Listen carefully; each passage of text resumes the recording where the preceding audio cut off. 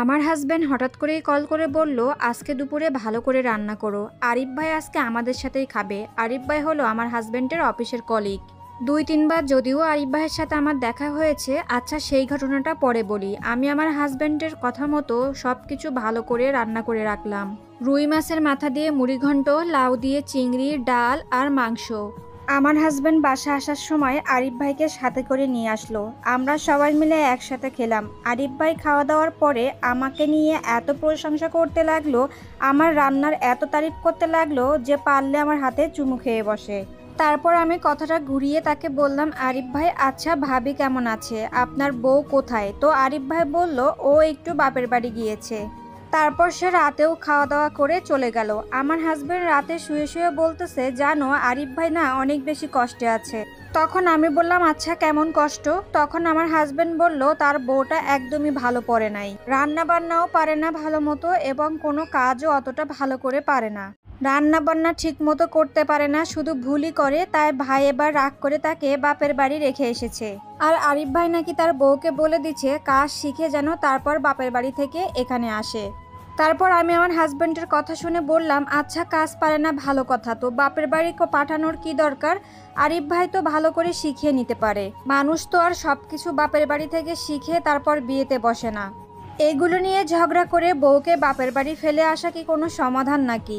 তখন আমার হাজবেন্ড বলল, এটাই সমাধান। 7 দিন বাপের বাড়ি থাকলে তখন হুঁশ ফিরবে। হুঁশ ফিরলে দেখবা তখন সব কাজ যত্ন করে করতেছে। আচ্ছা থাক, বাদ দাও ওসব কথা। আমার হাজবেন্ড বলল, আমার মাথায় হাত বুলিয়ে দাও, আমার এখন অনেক বেশি ঘুম আসতেছে। তো কি আর করার, আমিও তার মাথায় হাত বুলিয়ে দিতে লাগলাম। যদিও আমার অনেক বেশি রাগ হচ্ছিল তার মুখে এমন মন্তব্য শোনার পরে। আমি এমনটা আশা করিনি যে আমার হাজবেন্ড এমনটা মন্তব্য করবে। কিছুদিন আগের কথা, অফিসের একটা অনুষ্ঠানে সব অফিসের কলিগ এবং তার স্ত্রীরাও ইনভাইট ছিল।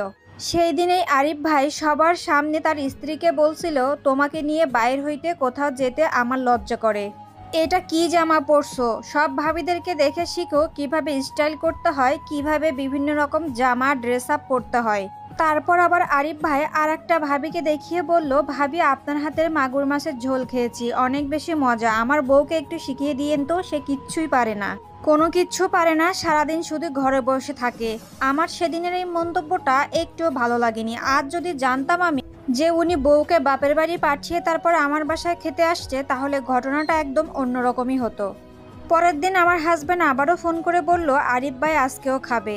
তো আমি ফোনের এপাশ থেকে অট্ট হাসি দিয়ে বললাম, আচ্ছা ঠিক আছে। সেদিন আমি ইচ্ছে করেই যা তা রান্না করেছিলাম এবং ইচ্ছে করেই সেটা করেছিলাম।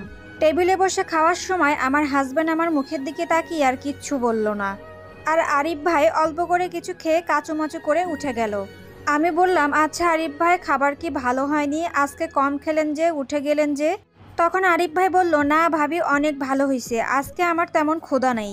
আসার সময় বন রুটি খাইছি তো, তাই বেশি কিছু খেতে পারলাম না। তারপর তিনি আমার বাসা থেকে চলে গেলেন। আমার হাজবেন্ড আমাকে কিছু বলার আগে আমি বললাম, আমার অনেক বেশি শরীর খারাপ, টেবিলের সমস্ত কাজ গুছিয়ে রেখে তুমি ঘুমিয়ে পড়ো। সেদিনের খারাপ রান্না খেয়েও আমার হাজবেন্ড আবার ফোন করলো পরের দিন, বলল আরিফ ভাই আজকেও আবার রাতে খেতে আসবে। যদিও আজকে আমার বাসায় আসতে চাচ্ছিল না, তারপরেও আমি জোর করে আনতেছি আমার বাসায়। কি আর করব বলো, তার বউটা বাপের বাড়ি, সে এমনিতেই অসুস্থ রোগী, গ্যাসের সমস্যা, তাই আজকে আমি আবারও তাকে জোর করে বাসায় আনতেছি খাওয়ার জন্য। বাসায় যেহেতু তার বউ নাই, সব ধোয়া মোছা করা, ঘর পরিষ্কার করা, সবকিছু মিলিয়ে তার কষ্ট হবে না বলো? আমার হাজবেন্ড বলল, তোমার শরীর যদি ভালো থাকে তাহলে আজকে ওনাকে আমি আবারও নিয়ে আসি। আমি ফোনের এপার থেকে আবারও অট্ট হাসি দিয়ে বললাম, আচ্ছা ঠিক আছে। ফোনটা কোনো মতে রেখে আমি রান্নাঘরে চলে গেলাম। পোলাও রান্না করলাম, চিংড়ি ভুনা করলাম, গরুর গোশত রান্না করলাম, অনেক কিছু। রাতে ওরা খেতে আস। রুমের ভিতর ঢুকে আমার হাজবেন্ড আমার দিকে বড় বড় চোখে তাকিয়ে আছে, বলছে কিছু কি পুড়ে গেছে নাকি? আমি কোনো কথার উত্তর না দিয়ে বললাম, অনেকদিন হলো তোমার সাথে রাতে একসাথে খাই না, আজকে তুমি একটু পরে খাও, আরিফ ভাই আগেই খেয়ে নিক, পরে আমরা দুইজন একসাথে খাবো। জামাই ভাবলো হয়তো আমি আজকে রোমান্টিক মুডে আছি। সে লুতুপুতু হয়ে বলল, আচ্ছা ঠিক আছে আমি পরেই খাই, আগে আরিফ ভাইকে আমি খাবার টেবিলে বসিয়ে দিয়ে আসি। আমি আরিফ ভাইকে সব রেডি করে সব কিছু বেড়ে দিলাম। আজকেও লোকটি কোনো কিছু খেতে পারছে না, আমিও জোর করে তার প্লেটে সব কিছু উঠিয়ে দিচ্ছিলাম। সে হাত দিয়ে যতবারই মানা করছিল আমি জোর করে ততবারই উঠিয়ে দিচ্ছিলাম। এরপর লোকটা খুব কষ্টে খাবারগুলা খেয়ে উঠল। আর যাওয়ার সময় আমার বরকে বলল যে কাল আমি অফিসে আসবো না, বসকে একটু বলে দিও প্লিজ, আমি তোমার ভাবিকে আনতে যাব কাল। কিন্তু সে চলে যাওয়ার পর আমার হাজবেন্ড আমাকে বলল, আরিফ ভাই তো 3 দিন আগেই বলেছিল সে আর এই বউকে নিয়ে সংসার করবে না, তাকে ডিভোর্স দিয়ে দিবে, হঠাৎ করে আবার আরিফ ভাইয়ের কি হলো?